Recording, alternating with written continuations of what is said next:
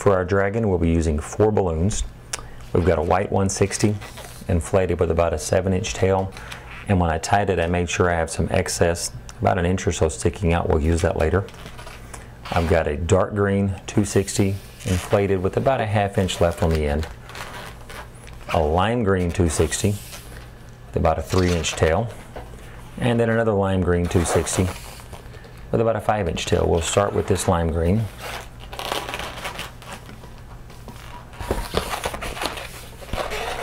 Make about a 4-inch bubble, 3.5 to 4-inch. Make about a 3/4 inch bubble here and make that into a pinch twist. A 1-inch bubble, another 3/4 inch bubble, make that into a pinch twist as well. And then we'll need another bubble the same size as this one.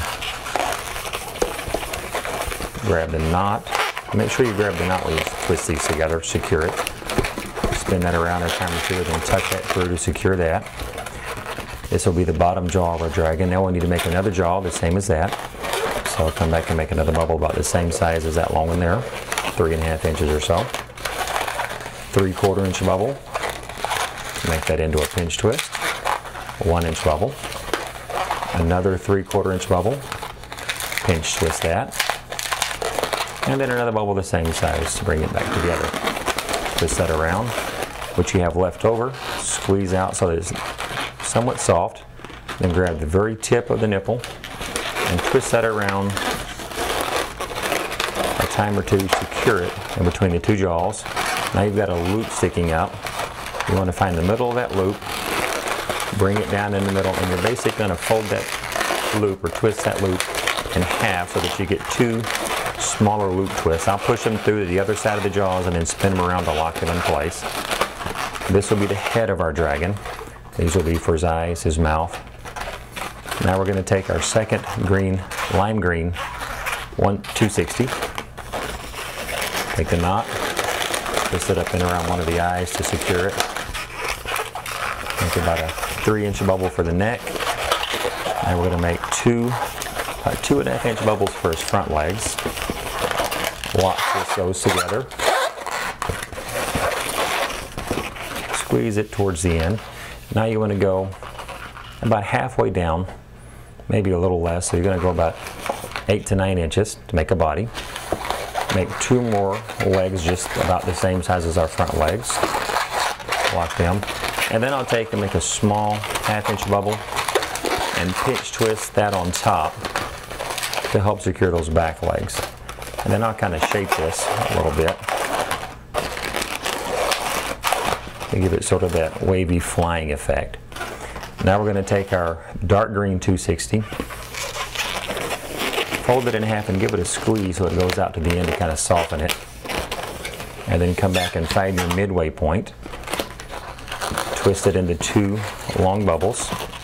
Now you want to take that and up where our front legs are, come in from underneath, bring them up over the top and cross them over. And sometimes I'll run them back around and back up to help kind of pull that all together. These are going to be his wings.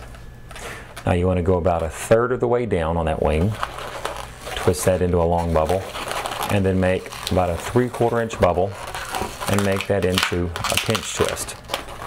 And then come on the other wing, measure so that it's the same, and repeat that, making another small bubble, 3/4 inch, and make that a pinch twist as well. These will be his wings, and then I will shape them just like I did the body. Just sort of crimp it up, give it sort of that serpentine look. And then I'll take his 2 wings and the shorter part and fold them up just like that. So he's got his wings sweeping back behind him as he's flying. It's sort of an oriental type serpentine dragon.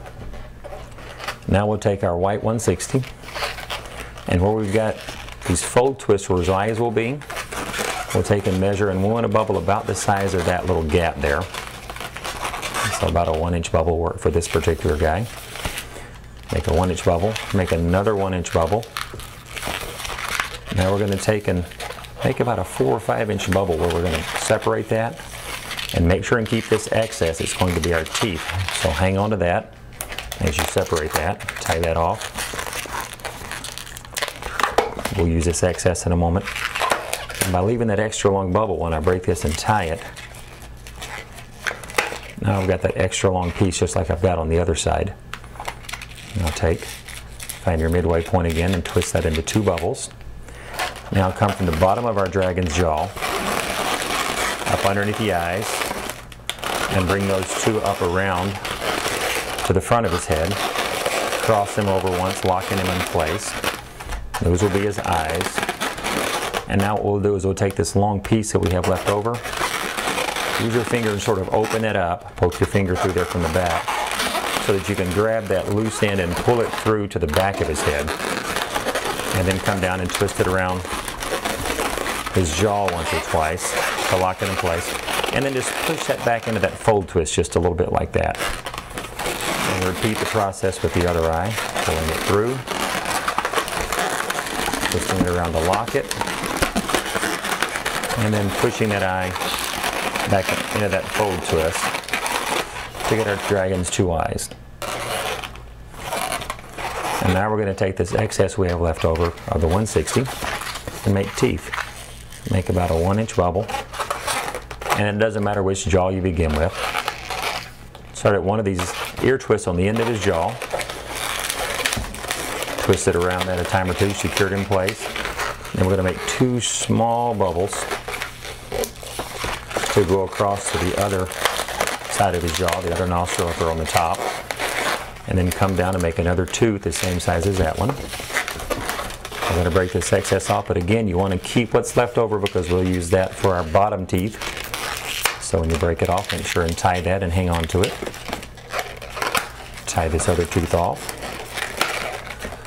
So we've got 2 teeth there. Now we'll repeat the process for our bottom jaw.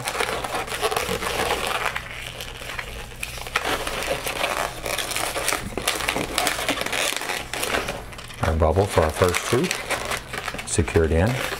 2 small bubbles around the other loop on the other side, the other pinch twist. Another tooth. Break off the excess and tie this. Then I'll take my scissors and trim off all this excess.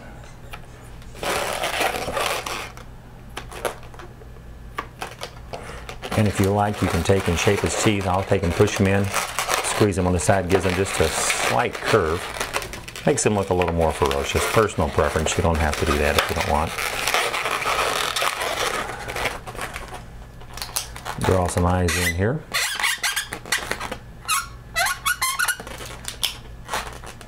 And there we have our dragon.